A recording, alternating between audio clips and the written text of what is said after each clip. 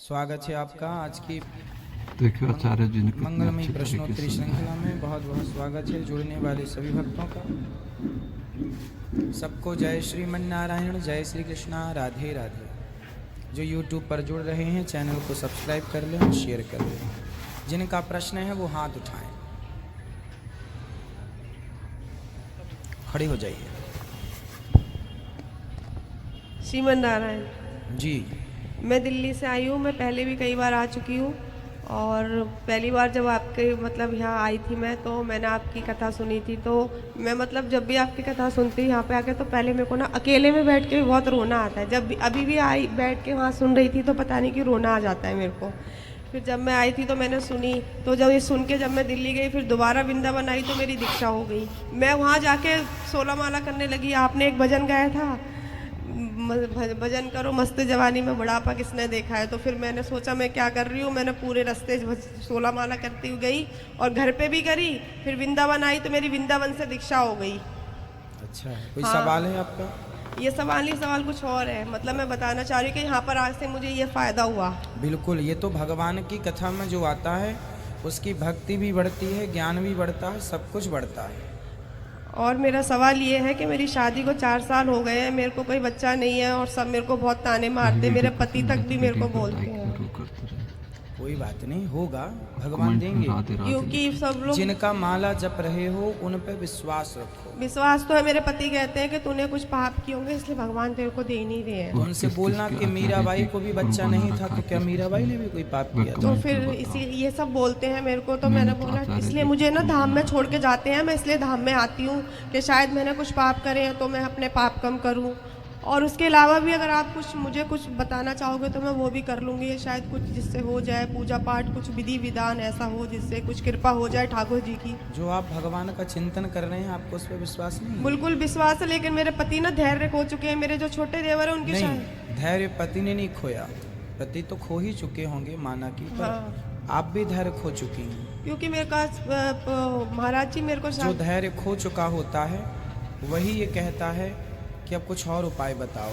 हमारा तो एक ही उपाय है, बस भगवान के आश्रित हैं। अब जो भगवान देंगे उनकी मर्जी जिसमें है हम उसमें प्रसन्न। अब हमें कोई और आसरा नहीं चाहिए। तो समर्पण का मतलब यही है कि फिर जो भगवान दें, सुख दुख सब में हम राजी हैं। वो तो ठीक है महाराज जी, लेकिन गृहस्थी में आऊँ ना तो सबकी सुननी पड़ती है। मैं सोच रही हूँ एक बार भागवतम घर में करवा लूँ। तो सुन के चुप रहो, भगवान पे विश्वास रखो।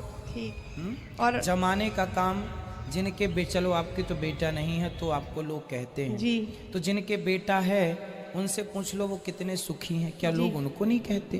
कहने वालों का काम है, वो सबको कहेंगे। इसलिए मस्त रहो, हाथी चला बाजार कुत्ते लगे हजार। जी। आप मीराबाई की तरह, जैसे उसके भी बेटा नहीं था तो वो तो ये नहीं कहती थी कि उसके पति कि तुमने कोई पाप किया। और जमाना कहता भी रहा होगा, जहर भी दिया गया उसे मारने के लिए। जी। तो समाज का यही व्यवहार आज से नहीं, अनादि समय से रहा है। जी। तो इसलिए अपने को ठीक रास्ते पर चलाना है, चलना है। दुनिया क्या कह रही है हमारे लिए, दुनिया का काम ही कहना है जी, ये समझो बस। तो आप आशीर्वाद दीजिए कि कृपा हो जाए भगवान ठाकुर तो जी की। बिहारी जी से हम प्रार्थना करते हैं कि प्रभु आप सारी इच्छाएं इनकी पूरी करें, और जिसका नाम जप रहे हो ना उन पर पूर्ण विश्वास रखो, वही आपकी हर इच्छा पूरी करेंगे। और उनके सिवा ना कोई दूसरा मंत्र है, ना उनके सिवा दूसरा कोई तंत्र है, ना उनके सिवा कुछ दूसरा कुछ है। जी। एक साधे सब साधे। खुश रहो। आती रहती हूँ मैं वृंदावन, यहाँ पे कृपा होती रहती है। मैं दिल्ली से आती हूँ मैं आपकी कथा सुनने के लिए, रुकती हूँ यहाँ पे, हमारे कोई नॉन रहते हैं तो हर रोज सुनने आती हूँ। खुश रहिए, खुश रहिए। जी, ठीक है, राधे राधे। सब आनंद, खुश राधे राधे गुरुजी। जी भैया। गुरुजी आपकी कथा सुनते रहते हैं हम, तो आपको ही वो करते हैं।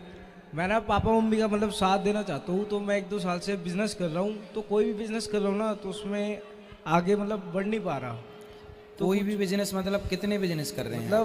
पहले जैसे कंबल का करता था, फिर मैंने दूसरा चादरों का काम शुरू किया, तो उसमें भी इतनी तरक्की नहीं हो पा रही। तो आप एक छोड़ के एक पकड़ेंगे तो कैसे काम चलेगा? एक को पकड़े रहिए ना। एक काम में 100% लगाइए। एक काम को पूर्ण समर्पण भाव से कीजिए। एक को सफल बनाइए, फिर सेकंड, फिर दूसरा। धन्यवाद ना, यदि गुरुजी। चादर का कर रहे हैं तो अब उससे चादर में ही फिर हानि लाभ। तो शुरुआती दौर में जब बच्चा छोटा सा खड़ा होकर चलने की कोशिश करता है तो वो लड़खड़ा के गिरता ही है। आप कोई भी बिजनेस कर लो, शुरुआती दौर में लड़खड़ाना स्वाभाविक होता है, पर लड़खड़ाने का मतलब ये नहीं कि अब गिर गए हैं अब खड़े नहीं। बच्चा 10 बार गिरता है, खड़ा होके चलता है। आप ही वो बच्चे हैं। जब बचपन छोटे थे आप, तो आपको चलना नहीं आता था? आता था? माँ आपको पकड़ नहीं। के चलाती थी।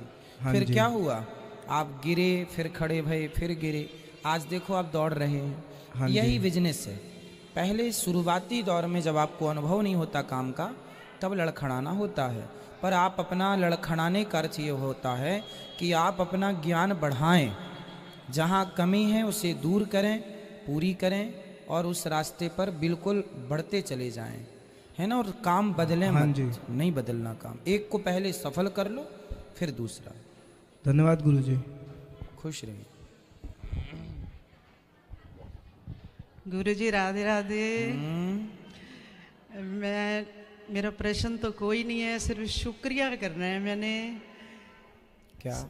27 जनवरी को मैं पिछले साल आई थी। मैं साल में 4 बार आती हूँ, साल में 4 बार आती हूँ।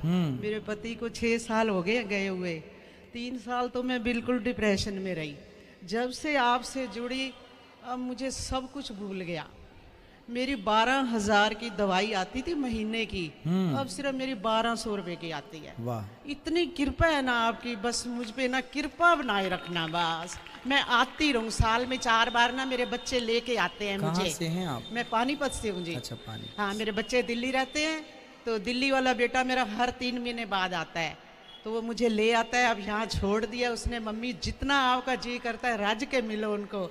आप इतने प्यारे हो ना, आपकी आंखें ऐसे हैं जैसे बादाम होते हैं, और बाल इतने घुंघराले। कृष्ण भगवान हो बस। मैंने नहीं देखा था, मुझे नहीं पता था। मैं 35 साल से राधा स्वामी से जुड़ी हुई थी। मुझे कुछ इतना नहीं, मैं झूठ नहीं बोलती। जो मुझे आपसे मिला है ना, मैं बयान नहीं कर सकती। मुझे बहुत प्यार है। मैं 10 बजे टीवी चला देती हूँ सुबह, 2:30 बजे फिर बैठ जाती हूँ। मेरा कोई ऐसा काम नहीं है। मेरी बहुएं बहुत अच्छी हैं, कोई मुझे दिक्कत नहीं है। बस आप कृपा मेरे पे बनाए रखना, बस मैं यही चाहती हूँ। मैं आपको देख देख के खुश होती रहती हूँ। आप मुझे एक बात बताओ, जब आप कहते हो मैं 1:30 बजे नहा के कथा पे बैठता हूँ, तो आपको उस टाइम ठंड नहीं लगती? कथा में तो नहा के स्नान नहीं, फिर ये डालते क्यों नहीं जैकेट? नहीं, उस समय कथा के टाइम बोलना होता है ना, तो ऑलरेडी बॉडी बोलने से अच्छा। गर्म रहती है। और मुझे ठंड लग रही होती है। मैं कहती हूँ गुरुजी ऐसे बैठे हैं, अपना ध्यान रखना गुरुजी, बस कृपा बनाए रखना। आप सभी माओ का जो आशीर्वाद है ना, जी बस जी, वही। बहुत बहुत प्यार है, बहुत। मैं बयान कर ही नहीं सकती। बस मेरे बच्चे कहते हैं मम्मी तू कहती थी मेरे 3 बेटे हैं, आप बड़े प्यारे हो। मैंने कहा सबसे प्यारे तो वो हैं जिन्होंने मेरे को अच्छे रास्ते पे लगाया है। मैंने कहा मैं सब कुछ भूल चुकी हूँ। मेरे घर में इतना परिवार है, किसी से कोई मतलब नहीं। बस राम राम। आपकी बातें करती हूँ, जिससे मिलती हूँ कहती हूँ उनका सत्संग सुना करो, आप जी जाओगे। कहते हो हम जीना नहीं चाहते, ये नहीं वो नहीं। मैं क्यों नहीं जीना चाहते? जियोगे, हम तो जी रहे हैं। मैं तो जी गई, अब नहीं मैं मरना चाहती, बिल्कुल भी नहीं। बस आपसे जुड़ी हूँ, बहुत शांति मिल रही है गुरुजी। खुश रहिए, खुश रहिए। राधे राधे स्वामी जी। सबसे पहले थैंक यू आपसे मिलने के लिए। और दूसरा मैं आपसे ये पूछना चाहती हूँ कि भक्ति करने की कोई एज होती है? क्योंकि इस एज में एक बच्चे के पास सबको लगता है बहुत इजी लाइफ होती है, लेकिन ऐसा नहीं है। बहुत बहुत काम होते हैं। तो ऐसे में भक्ति करना बहुत, मतलब उसके लिए टाइम निकालना बहुत टफ होता है। तो हम लोग भक्ति अभी करें या फिर उस टाइम का इंतज़ार करें? बेटा, आपकी अच्छी शिक्षा, आपके अच्छे संस्कार ही आपकी भक्ति है। पहले खूब मन लगाकर पढ़ो, और मन लगाकर पढ़ के कभी कहीं रास्ता ना भटकिएगा। सही रास्ते में, सच्चे अच्छे रास्ते पर चलना, सच्चे और अच्छे काम करना ही भक्ति है। भक्ति का अर्थ ये नहीं है कि आप माला लेके बैठ जाएं। माला लेके बैठना भी अपनी जगह भक्ति है, परंतु आप अभी सिर्फ पढ़ाई पर मन लगाएं और खूब सारा पैसा कमाएं, पढ़ लिख कर इज्जत कमाएं और उस धन का सदुपयोग करें समाज की सेवा में, दीन दुखियों की सेवा में। ये भक्ति है, सेवा ही भक्ति है। भक्ति का अर्थ माला ही जपते रहें, पूजा ही करते रहें, ये नहीं समाज में काम करो, अपना सारा काम करो, पर भगवान को काम करते समय याद करते रहो, हर थोड़ी थोड़ी देर में कहते रहो, हे नाथ मैं आपको कभी भूलूं नहीं। ये भक्ति है। हर समय जैसे आप काम करते हैं पर सांसें लेना भूलते हैं, नहीं। बस ऐसे आप पढ़ो, नाम कमाओ, सेवा करो, पर हर समय ये भाव रहे, हे नाथ ये सब आपका है, शरीर आपका, पैसा आपका, परिवार आपका, मैं आपको कभी भूलूं नहीं। ये जो भावना है, ये जो मेंटलिटी है, इस मेंटलिटी को भक्ति कहते हैं। ये भक्ति है। अब परिभाषा लोग माला जपने का नाम भक्ति ना, आप ये सब परिभाषाएं नहीं समझते लोग। सब कुछ भगवान का है ये मानकर जो चल रहा है उससे बड़ा भक्त नहीं है कोई। अब आप दिन भर 100 माला जपें और कहें ये मेरा है, मुझे नहीं जानते हैं, मैं कौन हूँ, हैं मैं अभिमान करूँ, मैं चुगली करूँ और 100 माला जपूँ, तो 100 माला जप के भी आप चुगली कर रहे हैं, झूठ बोल रहे हैं और अभिमान कर रहे हैं। तो 100 माला का अर्थ क्या है? एक माला जपो, एक नाम जपो, पर जितनी बुराइयां हैं आपके भीतर वो समाप्त होनी चाहिए। भगवान कहते हैं निर्मल मन जन सो मोहि पावा। जो निर्मल होता है, सच्चा होता है, उसे मैं पसंद करता हूँ। ऐसे तो फिर माला बहुत लोग जप रहे हैं, सबको ना मिल जाएंगे भगवान, पर माला जपना नहीं, माला फेरत जग हुआ। धन्यवाद। फेरा न मन का फेर। तो माला फेरने से कबीर जी कह रहे हैं मन का तो वो जो है वो तो ठीक हो, मन की एकाग्रता, मन समर्पण भगवान में हो, फिर देखो आनंद जीवन में। भगवान ये नहीं कहते तो मेरे लिए जंगल चले जाओ, है ना। भक्ति की परिभाषा हमने समझाई। क्या है भक्ति की परिभाषा? भगवान को कभी भूलना नहीं और अपने काम को एक ऑनेस्टी के साथ करना। बिल्कुल। और ये मानना है कि सब कुछ भगवान का, सब कुछ भगवान का है, मेरा कुछ भी नहीं है। धन्यवाद।